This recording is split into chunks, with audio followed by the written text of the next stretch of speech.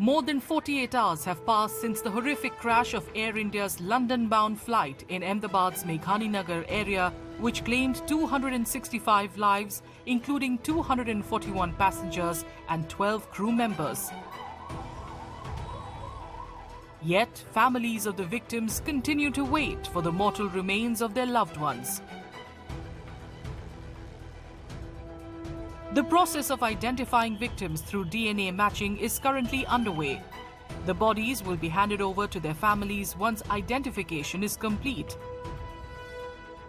DNA sampling involves collecting and analyzing a person's DNA or deoxyribonucleic acid to identify them or study specific genetic traits. Experts say samples are typically taken from bones, teeth or hair to help identify victims.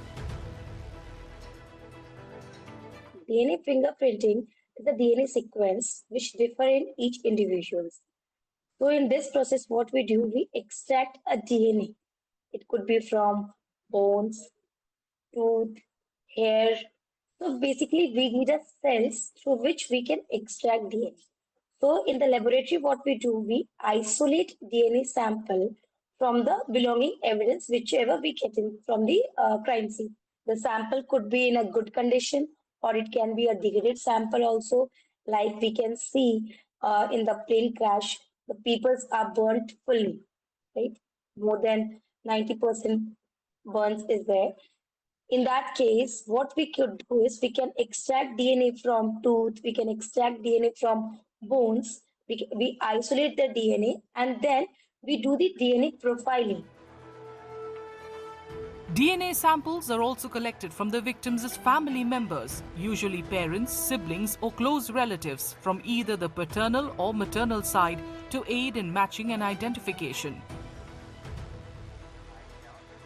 Does a person whom we cannot recognize has DNA that is been taken out, and the most resilient would be the bones, you see, the rest of the tissues would not be there. From there, is it matching that of the parents? Because the child will inherit DNA from his parents, and so we can match the DNA of the child to that of the parents, or we can even do to siblings. But of course, sibling match is 50%, but parents match is much higher. The best is the parents and the child. The more we go beyond that relationship, the more dilute does the relationship become, because more splitting has occurred until it reaches that generation. In cases where bodies are severely charred, visual identification becomes nearly impossible. Experts say DNA testing remains the most reliable method as it can survive extreme heat and decomposition. In this case, which we can see, which is happened right now in front of our eyes, it's a case of fully burned bodies, charred body, burned bodies we are getting, right? So it is very difficult to identify.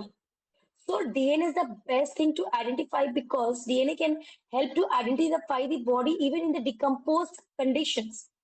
Okay, so it doesn't, whatever the heat temperature, whatever the weather condition, DNA doesn't get deteriorate. So DNA is the best method for the identification of individual in this case. The entire process, from collecting DNA samples to identifying the deceased, typically takes around 72 hours.